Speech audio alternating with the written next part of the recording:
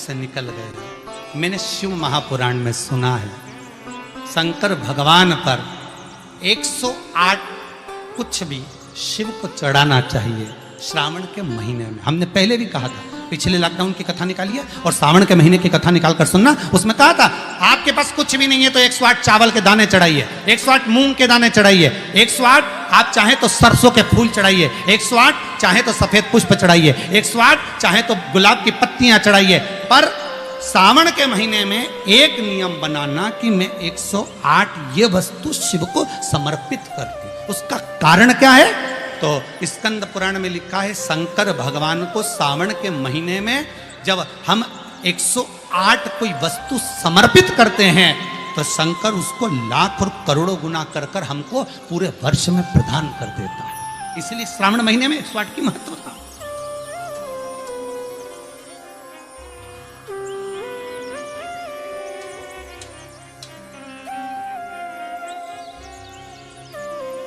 बाबा से विनय निवेदन, उसके चरणों का स्मरण। भोला सब दुख काटो मारा, ओ भोला सब दुख काटो मारा, ओ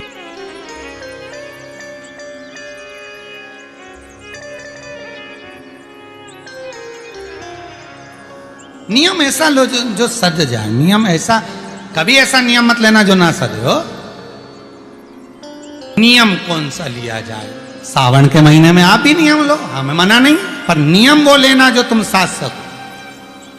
कई कई माताएं अपने बच्चे को कसम दिला देती, मेरी सौगंध खा तू सुबह 6 बजे उठ जाएगा। अब कसम तो दिला दी ने, 6 बजे एक दिन तो उठ गया ने, बाकी का दिन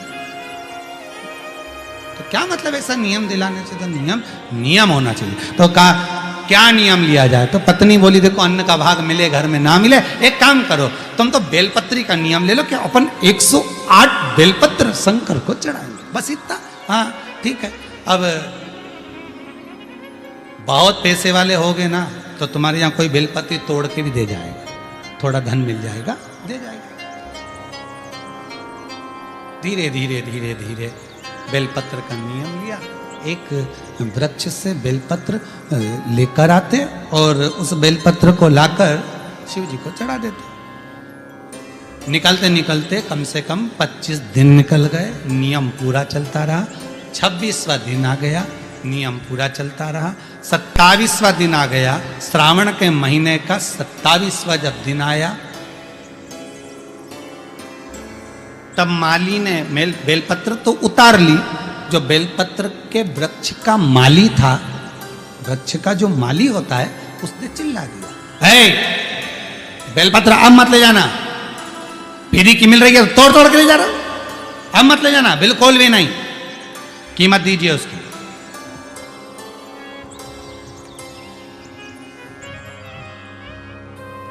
पूरे विश्व में, भारत की धरा पर, देश विदेश में, पिछली कथा में कहा था 1 जून से लेकर 25 जुलाई तक बेलपत्री वृक्षारोपण महोत्सव मनाना। हजारों लाखों वृक्ष सबको लगाना। और आप जो बेलपत्री का पौधा लगा रहे हैं, इसका फल कितना है वो ध्यान करना। एक बेलपत्री का पौधा यदि लगा रहे हो, 24 घंटे बेलपत्री का वृक्ष ऑक्सीजन प्रदान करता है। 24 घंटे, हर पल हर घड़ी ऑक्सीजन देता, रात में भी दिन में भी।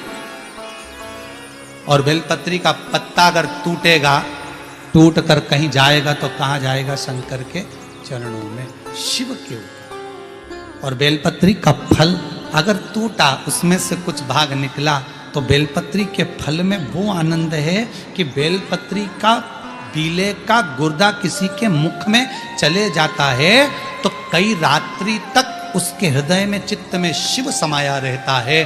और अगर वो मर भी गया तो शंकर के धाम चले जाता है। बेलपत्री के फल में वो आनंद छुपा हुआ। महाराज एक नियम बनाया उन्होंने, बेलपत्री का पौधा, बेलपत्री की पत्ती को तोड़ते, शिव जी को ले जाके समर्पित करते।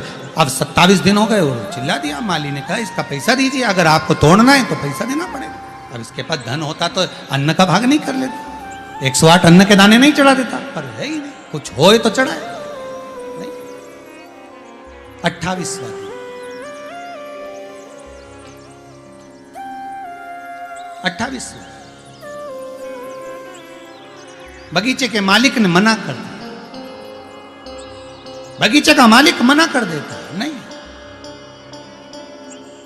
अब 28वां, दोनों बेलपत्री के वृक्ष के सामने से निकल कर जा रहे हैं और बेलपत्री के वृक्ष के सामने से निकल कर जाते जाते आंख में अश्रु भरे हैं। बेलपत्री के वृक्ष को देखकर हाथ जोड़कर कहते हैं शंभु, शंकर।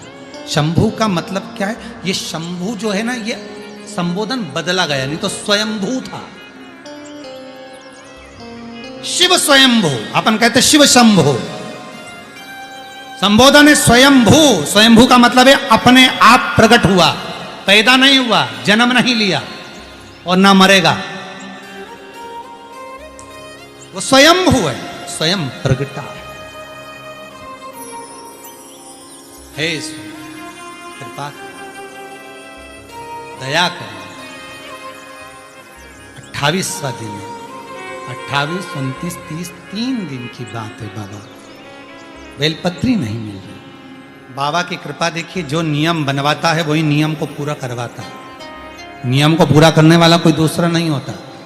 एकादशी का व्रत आपने उठाया, पर वो व्रत करवाएगा कौन? भगवान। सोमवार बनाओ नियम, बना लिया नियम बेलपत्री का भी। ये 3 दिन बचे, अब क्या करें? जा रहे थे, जाते जाते इतने में स्वयं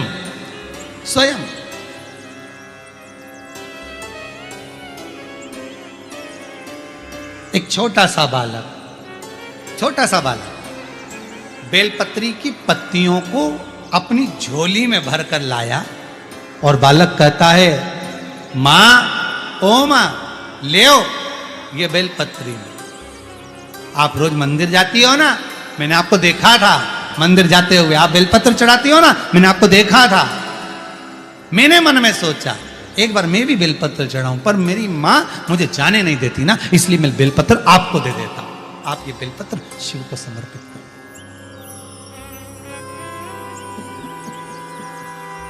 आप ये बेलपत्र शंकर को। आंख में से जल बह रहा।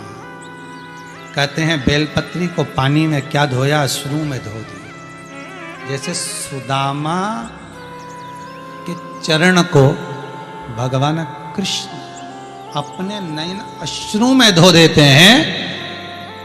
ये दोनों वैश्य, दोनों बनिए पति पत्नी बेलपत्री को अश्रु में धोते धोते शिव जी के धाम में ले जाकर समर्पित कर देते। नियम पूरा। कौन पूरा करा रहा है? भगवान। समय आया, दूसरा दिन फिर आ गया, 29वां दिन था, 2 दिन और बचे थे। शंकर जी को लगा क्या करा जाए। भगवान शंकर ने पार्वती से कहा, पार्वती आज तुझे जाना चाहिए, कल गणेश गया था, आज तू जा। ये अपने परिवार की जवाबदारी है। जब कोई अपना व्यक्ति अपने घर में आता है तो उसको निभाना अपना फर्ज है। आपके घर में कोई आएगा तो गद्दा कौन लगाएगा? आपको लगाना है। तकिया किसको देना है? आपको देना है। चादर किसको देना है? आपको देना है। कम्बल किसको देना है? आपको देना है। भोजन किसको कराना है? आपको कराना। अगर कोई अपने मंदिर में आ रहा है और बेलपत्री का उसका नियम है तो नियम कराए तो उसको निभाना भी तुम्हें पड़ेगा। भाई 4 मेहमानों में से 3 तो रोटी खा रहे और एक व्यक्ति की एकादशी का व्रत है वो नहीं खा रहा, तो खिचड़ी कौन बनाएगा? अरे बोलो तो जम के, कोई दूसरा बनाएगा कि पड़ोसन को फोन लगा के बोलोगे देखो हमारे यहाँ तो भैया हम खिचड़ी नहीं बनाएंगे, तुम्हारे यहाँ मेहमान में भूख लगी है और इसका व्रत है तो तुम कहीं पे भी जाके खा, पर हम खिचड़ी। फर्ज तो अपना है ना, अपने यहाँ आया है तो खिचड़ी भी अपने को बनाना पड़ेगी। भाई बनाओ खिचड़ी, बहुओं से कहो खिचड़ी बनाओ, एक का व्रत है। उसी तरह भगवान, नियम तुमने लिया है, व्रत तुम्हारा कर रहा है तो निभाना उसको पड़ेगा। जाओ पार्वती। पार्वती बोली मैं कहाँ जाऊं? बेलपत्री दो, जाओ बेलपत्री दो। हाँ, पार्वती जी बोली बेलपत्री मैं और वृक्ष से उतारूंगी तो मुझे वो आनंद की अनुभूति नहीं होगी। और ध्यान दीजिए इस कथा पर। हो सकता है आज कथा का प्रथम दिन और बाबा ने ये कथा आप सबके लिए निकाली है, तो उसको धारण करिएगा कि बेलपत्री की अगर मैं वृक्ष से उतारती हूं तो दुख मुझे होगा, ये पार्वती जी कहती है। शिव महापुराण की विद्धेश्वर संहिता उमाखंड भी कहता है, आप एक बेलपत्री का वृक्ष लगाओ और लगाने के बाद उसको पूर्ण तरह से पोषित करो, खाद डालो, पानी डालो, उसको पूर्ण तरह से बड़ा करो, तो तुम किसी पेड़ की बेलपत्री तोड़कर शंकर को चढ़ाओगे तो शंकर स्वीकार करेगा। मालूम पड़े पेड़ एक नहीं लगाया और सारे गांव की बेलपत्री तोड़ तोड़ के शंकर को चढ़ाया, और कि मेरे बराबर कोई धर्मात्मा नहीं, तो शंकर बोले तेरे बराबर कोई ढोंगी भी नहीं। शिव भी कहेगा तुम्हारे बराबर कौन है ढोंगी, कौन प्रपंची। एक बेलपत्री का पौधा नहीं लगाया, एक बेलपत्री का पेड़ नहीं लगाया, और सावन के महीने में सारे गांव की बेलपत्री तोड़ तोड़ के शंकर जी को चढ़ाया, और एक बेलपत्री को कभी पोषित नहीं करा, और उल्टा गया और मालूम पड़े बेलपत्री की इतनी बड़ी बड़ी डालियां सब तोड़ तोड़ के ले आया, सारी तोड़ ले आया, और उसमें पत्ती पत्ती निकाल के डालियों को बाहर पटक दिया। अरे दोष है, एक वृक्ष नहीं लगाया और सारी पत्तियां तोड़ तोड़ के हर महीने सावन का पूरा महीना चढ़ा चढ़ा के शंकर को प्रसन्न कर रहे। और एक दो तो कह कि हमने तो पैसे से खरीद ली, हमने 50 रुपए दिया ना मालिक, हमने कहा 108 गिन के लाना, वो तो 108 गिन के लाया, ने 50 रुपए लिए, तो जिसने लिया वो भी दोषी। माली ने कौन सा पेड़ लगाया कहीं जाके बेलपत्री का, ये फूल का लगाएंगे तो बिकेगा, या पत्ती कौन सी बिके, शंकर जी के तो फ्री का आइटम चढ़े, बाकी के सब देवताओं उनके अच्छा जोरदार गिफ्ट का आइटम, इनके तो फ्री का आइटम। बेलपत्री देखो तो फ्री में मिल जाए, पानी देखो तो फ्री में मिल जाए, धतूरा देखो तो फ्री में मिल जाए, उन्हें कौन ले जाए, वो कांटा के धतूरे के घर में ले जाके रखे, सब फ्री में। आंकड़े का फूल देखो तो फ्री में, समी का पत्ता देखो तो फ्री में, कौन कांटे का पेड़ घर में ले जाए, तो सब फ्री का आइटम। और उनके साथ जो रहे वो भी फ्री, कहीं पे भी मिल जाए, बारिश चले तो वो तो फ्री। बस इनके जिसने देख लिया वो फ्री नहीं दे पाता। एक बार ग्राउंड में अगर देख लिया नहीं बब्बा फ्री, तो फिर तुम फ्री नहीं घूम सकते, उधर मत जाना, क्यों, शंकर जी का फ्री। बाबा भाई वही, अगर वो दिख गया तो तुम फ्री नहीं हो पाओ। बड़ा शिव बड़ा अलमस्त है, शंकर बड़ा आनंदित है, बड़ा आनंद, बड़ा मस्त है शिव, ओ घड़ी है वो।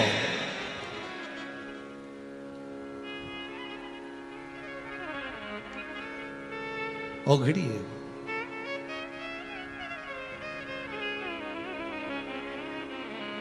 अब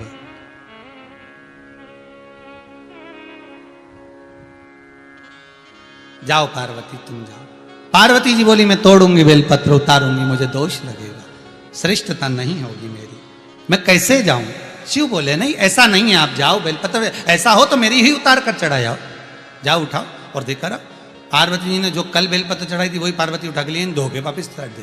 पार्वती जी ने बुढ़िया का रूप रखा, बूढ़ी का रूप रखकर एक जगह पर पार्वती जी सुंदर वस्त्र पहनकर बैठ गई और जाते जाते पथिकों को रोक रही हैं। पार्वती जी रोक रही हैं पथिकों को, ए भैया रुको, ए भैया रुको, सावन का महीना चल रहा है, बेलपत्र ले जाओ। पर कोई बेलपत्र लेने को तैयार नहीं, कोई नहीं ले रहा। ये दोनों जा रहे थे, इन्होंने कहा माँ क्या बात है। माँ कहती है मेरे पाँव में तकलीफ है, मैं जा नहीं सकती, ये बेलपत्र आप ले जाओ। शिव महापुराण की कथा कहती है कोई महाकाल जा रहा है, कोई सोमेश्वर जा रहा है, कोई मल्लिकार्जुन जा रहा है, कोई काशी जा रहा है, कोई विश्वनाथ जा रहा है, कोई केदारनाथ जा रहा है। कोई व्यक्ति अगर 12 ज्योतिर्लिंग में जा रहा है, आप खुद नहीं जा सकते, कुछ भेज नहीं सकते, तो एक बेलपत्र को ओम नमः शिवाय लिखकर एक कॉपी में और रजिस्टर में उसको रखकर सीधी की सीधी उस कॉपी को ओम नमः शिवाय लिखकर शंकर के पास भेज दो। कह देना ये बेलपत्र निकालकर शिव को चढ़ा देना। हमारे के पास में पार्वती जी ने दिया, ये लेकर चले।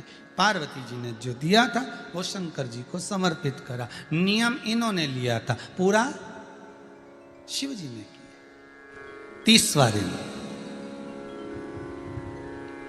बेलपत्री नहीं मिली। सावन आने दो, बेलपत्री के वृक्षों में पत्तियां मिलना बंद हो जाती है। बहुत सारे लोग धर्मात्मा इकट्ठे हो जाते हैं। निवेदन है उतनी ही तोड़ना वृक्ष से जितनी आपने लगाई हो, जितनी आपने लगाई। अरे सीधा सीधा बात है भाई, फल उतना ही मिलता है। वो कहे ना, अब 30वां दिन शिव जी का नाम लेकर घर से निकल गए, वृक्ष पर से पत्ती आने नहीं है। पार्वती जी ने शंकर जी से कहा, गणेश जी चले गए, मैं भी चली गई, कार्तिक के रुष्ट होके श्री सेलम में बैठे, अब तुम ही बचे हो। बहुत अच्छा परिवार है शंकर पार्वती का, इनके जैसा परिवार दुनिया में किसी का नहीं होगा।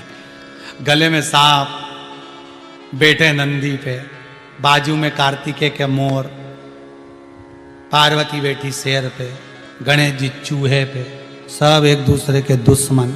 उसके बाद भी कितनी शांति से आराम से रह रहे कि तुम तो जब फ्री हो जाओ घर से, लोटा भर के पानी लिया, चढ़ा के चली जाओ। शंकर जी अलमस्त बैठे, पार्वती जी हाथ जोड़ के बैठी कि इन्हीं पे चढ़ाना, हमारे कपड़े गीले करके मत जाओ। कितना मस्त परिवार, उनके जैसा कोई परिवार अलमस्त है।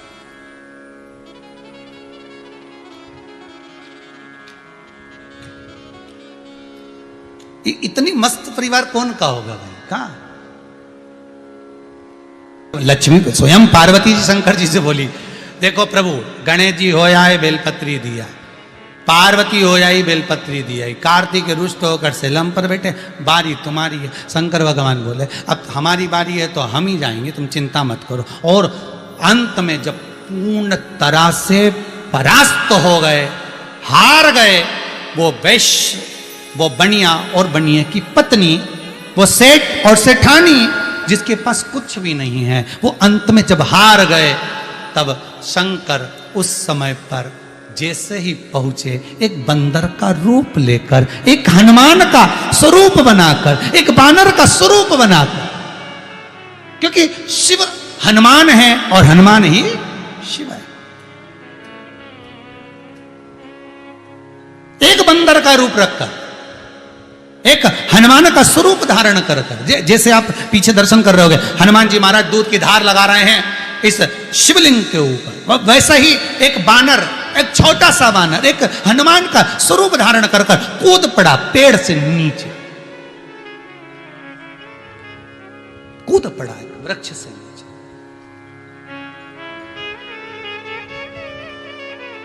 और पवन तनय संकट हरन मंगल मूर्ति रो, राम लखन सीता सहित हृदय बसौ सुध हो। अब वो बालक स्वयं शिव बंदर का रूप रखकर, बानर का रूप रखकर कूद पड़े। और बानर के हाथ में क्या था? तो कहा बेलपत्री की एक डाली थी, और डाली ले आके इनके सामने छोड़ दी। छोड़ी तो इन्होंने देखा कि बेलपत्र मिल गई। आज भी पूरा अनुष्ठान पूरा हो गया, नियम पूरा हो गया।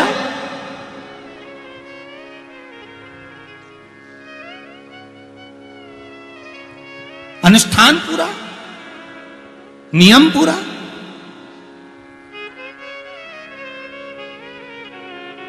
होना चाहिए। जो बानर ने फेंकी थी लेकर गए, उसकी पत्तियां निकालकर शंकर को समर्पित किया, शिव को छोड़ा। शंकर को दिया गया, शंभु आंख से अश्रु बह रहे थे।